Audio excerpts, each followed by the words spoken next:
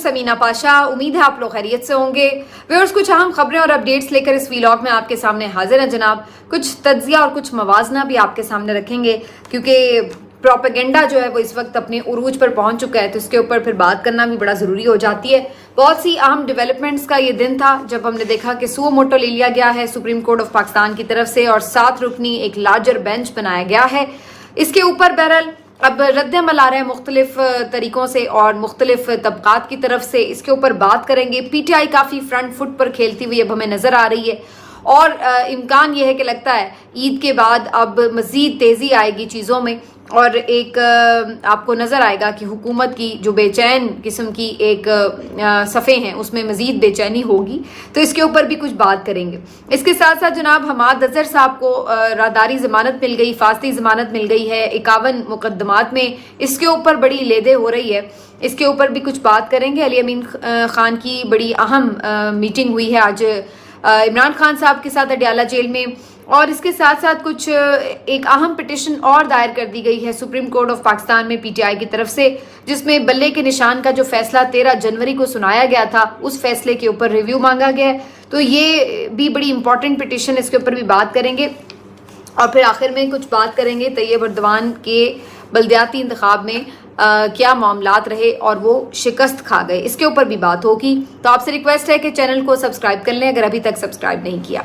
तो सबसे पहले जी ज़रा वहीं से बात का आगाज़ जहां पर छोड़ा था, एक तूफान सा उठा हुआ है इस बात के ऊपर कि 6 जजेस ने जो ख़त लिख दिया और फिर उसके ऊपर वो डट भी गए हैं, पीछे हटने को तैयार नहीं थे और इसलिए मजबूर करना पड़ा उन्हें और मजबूर हुए चीफ जस्टिस काजी फायज ईसा साहब और उन्हें फिर एक सुओ मोटो लेना पड़ा। इस सुओ मोटो के लिए उन्होंने 7 रुकनी लार्जर बेंच बनाया है, लेकिन ये बेंच भी काबिल कबूल नहीं है। इसके ऊपर भी एतराज़ उठना शुरू हो चुके हैं और फॉर्मली भी उठ जाएंगे। यानी वैसे जो भी ज़बानी रद्द-ए-अमल आ रहा है उस पे ऊपर भी बात हो रही है, लेकिन उसके बाद अभी आप देखेंगे कि इसके ऊपर बाकायदा तौर पर भी एतराज़ उठाया जाएगा। उसकी वजह क्या है? उसकी वजह ऑलरेडी डिस्कस भी हुई है थोड़ी, और मज़ीद भी उसको कर लेते हैं। एक तो ज़ाहिर है कि काजी फायज ईसा साहब इस सारे मामले से आगाह भी थे, फिर भी उन्होंने कुछ नहीं किया, तो ये तो उनके अपने खिलाफ भी एक चार्जशीट थी। और दूसरा फिर जब ये मामला बाकायदा तहरीरी तौर पर उनके नोटिस में लाया गया तो उस वक्त भी उन्होंने खुद इसके ऊपर कोई एक्शन करने से एतराज़ किया और मामला वज़ीर आज़म के सुपुर्द कर दिया उनसे मुलाकात करके। तो इस तरह से एक तरह से उन्होंने अपना जो वज़न था वो ऑलरेडी एग्जीक्यूटिव के पलड़े में डाल दिया था, वो अपनी राय दे चुके हैं। तो इसलिए भी उनका इस बेंच में बैठना मुतनाज़े है। और तीसरा एक मामला ये भी है कि वो खुद भी सुप्रीम जुडिशल काउंसिल के भी मेंबर हैं, चीफ जस्टिस भी हैं, तो उनको भी ये चाहिए कि वो इस चीज़ से थोड़ा सा परहेज़ कर ले ताकि जो भी इसका फैसला है अगर मामला आगे सुप्रीम जुडिशल काउंसिल में जाए तो वही जजेस तो ना उसको सुन रहे हों। तो ये काफ़ी सारे ऐसे पॉइंट हैं जो कि टेक्निकल भी हैं और कानूनी तौर पर भी बड़े वैलिड हैं, जिसकी वजह से काजी फायज ईसा साहब के ऊपर जो एतराज़ है वो किया भी जा रहा है और आगे इसको मज़ीद बढ़ता हुआ भी हम देख रहे हैं। पाकिस्तान तहरीक इंसाफ की तरफ से आज इसके ऊपर बाकायदा एक प्रेस कॉन्फ्रेंस भी की गई है। फ्रंट फुट पर खेले हैं वो आकर। पहले तो उन्होंने आज ऐवान अदल में खूब इसके ऊपर आवाज़ उठाई और उसकी मैं आपको पूरी तफसील बता चुकी हूँ पिछले वीलॉग में। जो वकला कन्वेंशन हुआ और बड़ी जानदार तकारीर हुई वहाँ पर, फिर उसके बाद एक रैली भी निकाली गई, तो ये सब हमने देखा। उसके बाद बात शुरू हुई जनाब कौमी असम्बली के सेशन की, तो वहाँ पर भी भरपूर अंदाज में पाकिस्तान तहरीक इंसाफ ने एक जिसको कहते हैं माहौल बनाया। वहाँ पर एक तो वो फिर से इमरान खान साहब की रिहाई के लिए प्ले कार्ड्स उठाकर आए हुए थे, नारेबाजी सेशन में चलती रही और भरपूर नारेबाजी चलती रही।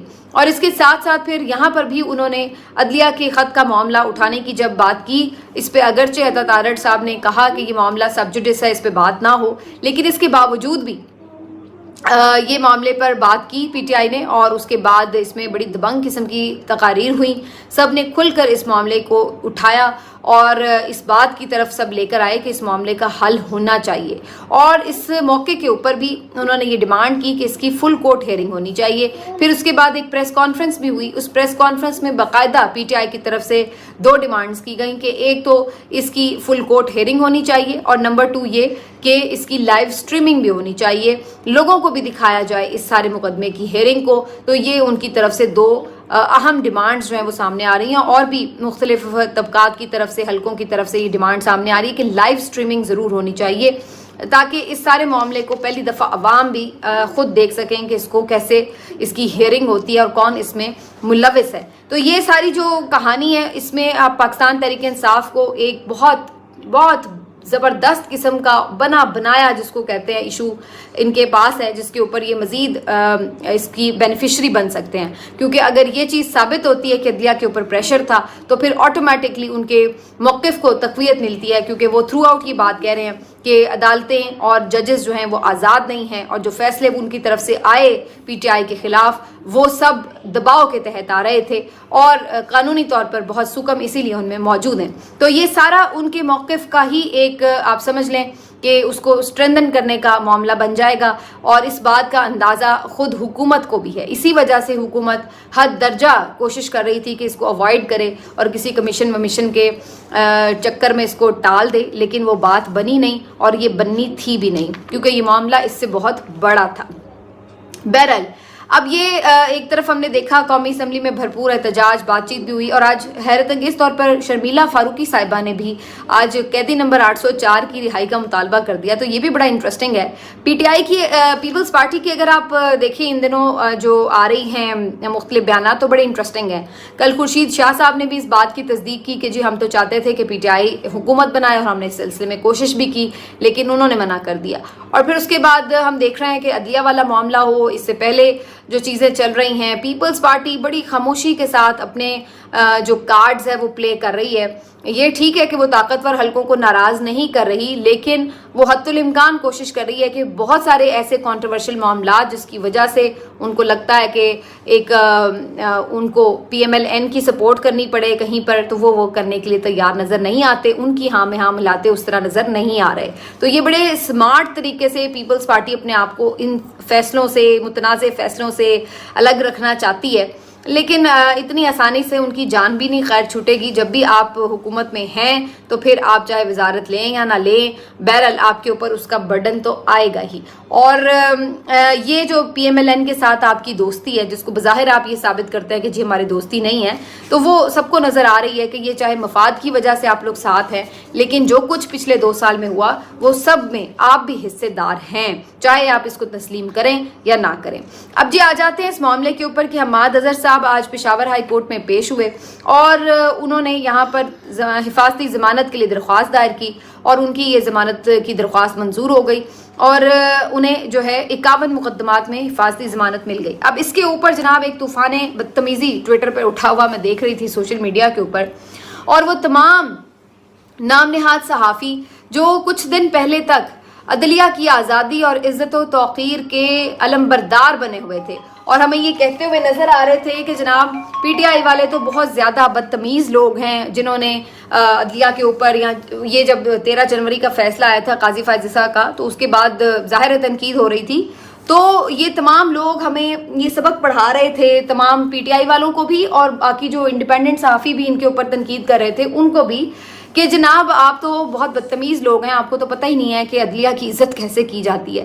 لیکن آج پھر ہم نے دیکھا کہ وہ خود کتنے بدتمیز ہیں اور کس طریقے سے انہوں نے عدلیہ کی بے توقیری کی، اور جس طرح سے پشاور ہائی کورٹ کے چیف جسٹس صاحب کو، over all Peshawar high court کو انہوں نے تنقید کا نشانہ بنایا. صرف تنقید ہوتی تو کوئی بات نہیں تھی، جس انداز کے الفاظ اور گالم گلوچ کی گئی، آپ صرف کچھ لوگوں کے ٹویٹس دیکھ لیں تو آپ کو اندازہ ہو جائے گا، باقاعدہ گالیاں دی گئی ہیں. اور یہ انہوں نے صرف اس لیے کہ جی حماد اظہر کو 51 مقدمات میں ضمانت کیوں دے دی. اب اس کے اوپر ایک تو میں پہلے آپ کو لا بتا دوں، لا بڑا سمپل ہے کہ یہ وہ 51 مقدمات کی سماعت نہیں ہونی تھی ایک ایک کر کے.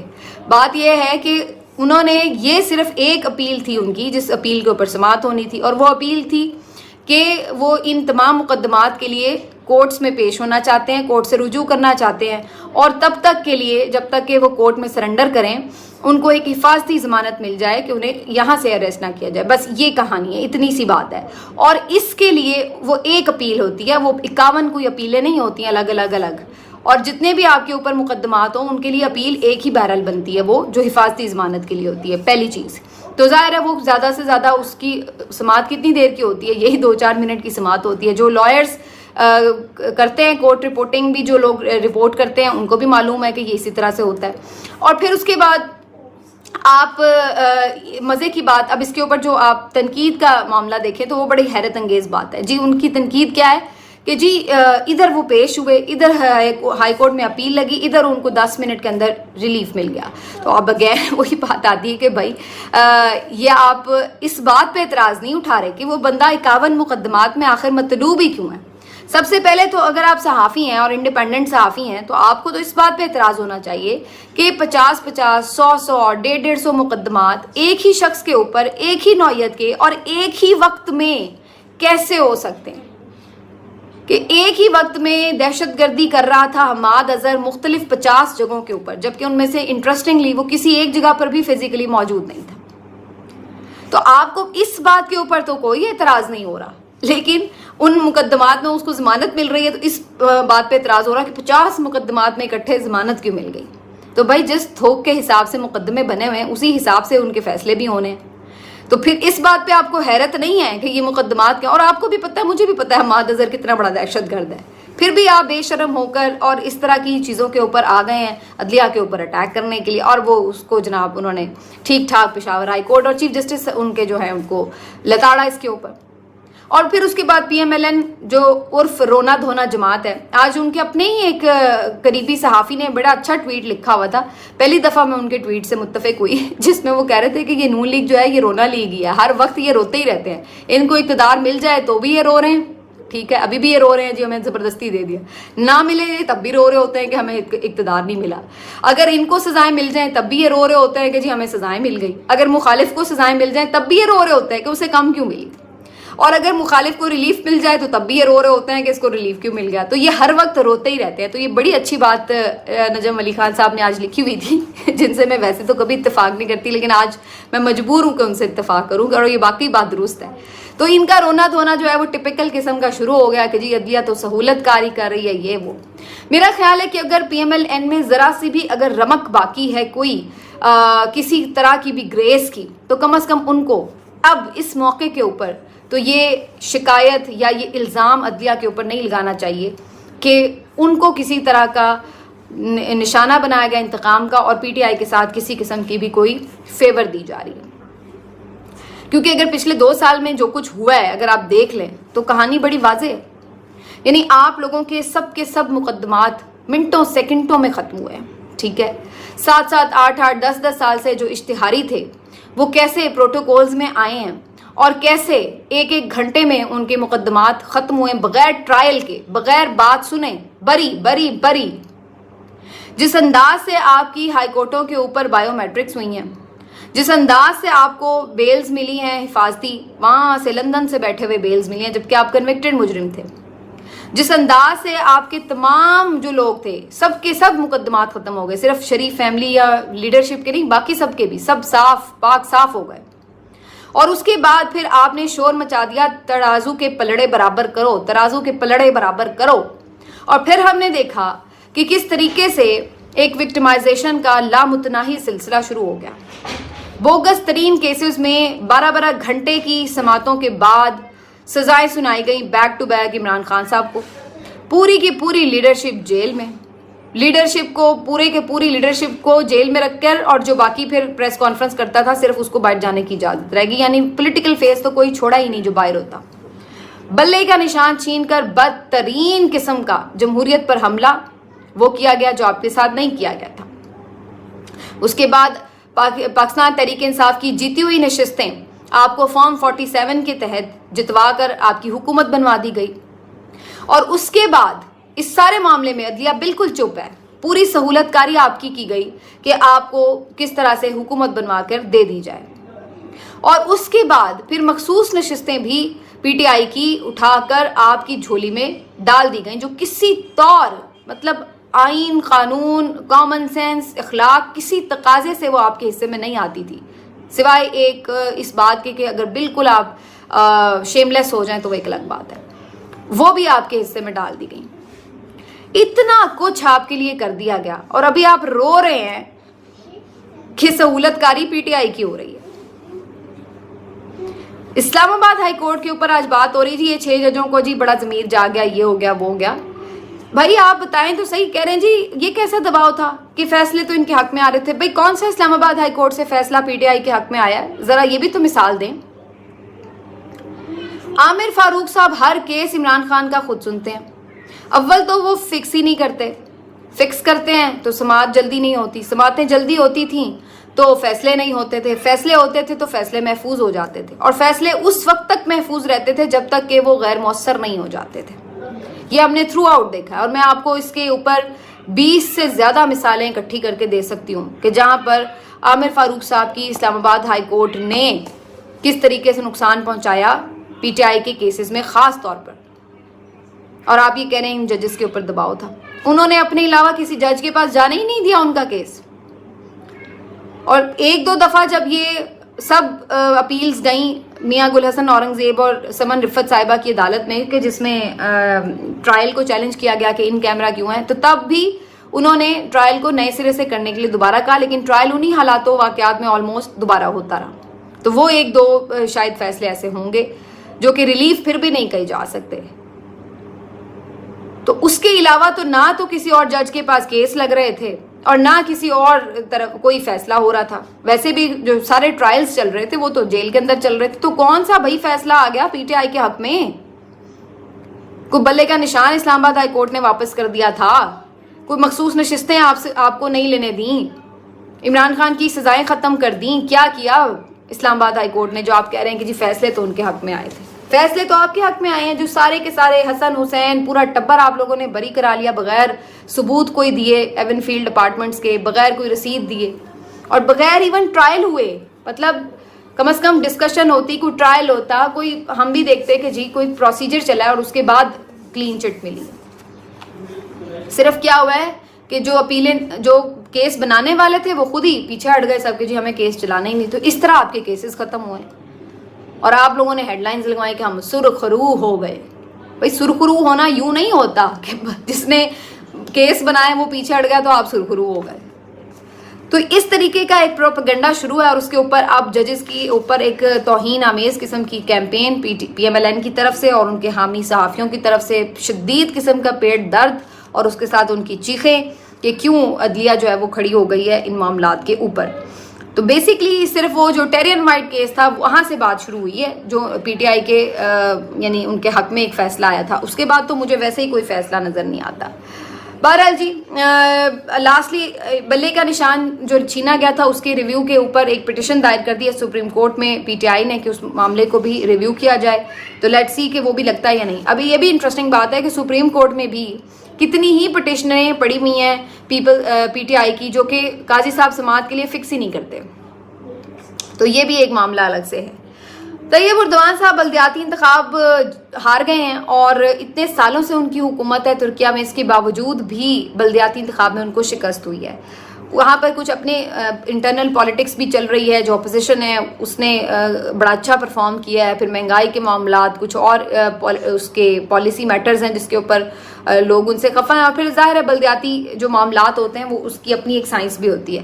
لیکن انٹرسٹنگلی جو بات میں کرنے والی ہوں وہ یہ کہ طیب اردوان صاحب نے، حالانکہ وہ اس وقت بھی پاور میں ہیں، لیکن انہوں نے بڑی ہنسی خوشی اپنی شکست تسلیم کی ہے. کوئی انہوں نے یہ نہیں کیا کہ فارم 47 کے تحت کہیں کہ جی مجھے جتوا دو. کہیں انہوں نے مشینری ریاست کی استعمال نہیں کی. لوگوں کا فیصلہ ہے انہوں نے قبول کیا. اور بڑے لیڈر ایسے ہی ہوتے ہیں، لوگوں کے فیصلے قبول کرتے ہیں. اس طرح بے شرموں کی طرح دوسروں کی چوری کی ہوئی نشستوں کے اوپر حکومتیں نہیں بناتے. اتنی گریس ہوتی ہے ان میں بڑے لیڈرز میں. کوئی فارم 47 نہیں، کوئی مار دھاڑ نہیں، کوئی چال بازیاں نہیں، کوئی یہ نہیں کہ 1 کو 9 بنا دو، 8 کو 3، 3 کو 8 بنا دو. یہ کوئی حرکتیں وہاں پر ہم نے نہیں دیکھی. تو یہ اگر الیکشن کمیشن وہاں پر ہوتا تو شاید طیب اردوان صاحب کو وہاں پہ بھی کافی ہوتا فائدہ. بہرحال اب جی آخری بات، علی امین گنڈا پور صاحب کی بھی عمران خان صاحب سے کہاں ملاقات ہو چکی ہے اور اس میں انہوں نے آج جو کے پی کے معاملات ہیں اس کے حوالے سے اور آئندہ جو کچھ اہم فیصلے ہونے جا رہے ہیں اس کے حوالے سے بھی بات چیت کی ہے. علی امین گنڈا پور صاحب کے حوالے سے یہ خبر آ رہی ہے کہ اگلے چند 1-2 ہفتوں میں بھی جو یا خاص طور پر عید کے بعد جو کے پی کے اندر 9 مئی کے مقدمات میں غیر ضروری طور پر لوگوں کو ملوث کیا گیا یا صرف وکٹمائزیشن کے لیے ان کو نامزد کیا گیا، ان کے خلاف کوئی ابھی تک ثبوت پروف نہیں ہے، تو ان تمام لوگوں کے خلاف جو FIRs ہیں، جو کیسز ہیں، وہ ختم ہو جائیں گی. تو علی امین گنڈا پور صاحب نے یہ ایک بڑا امپورٹنٹ اب وہ سٹیپ آگے لینے جا رہے ہیں. تو یہ تو کافی ایک ویزیبل ہمیں نظر آئے گا کچھ دنوں میں چیزیں.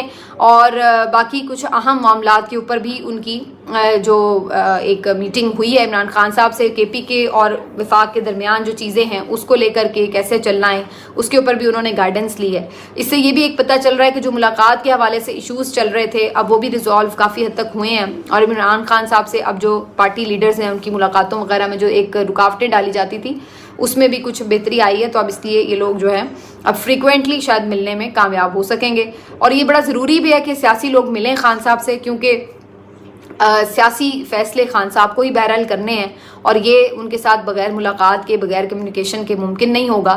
تو یہ بڑا ضروری میٹر ہے، فیکٹ ہے کہ اس کے اوپر اس PTI کو بالکل بھی کمپرومائز بھی نہیں کرنا چاہیے. آنے والے دن بڑے امپورٹنٹ ہیں جی. ملتے ہیں آپ سے اگلے ویلاگ میں. اپنا خیال رکھیے. اللہ حافظ.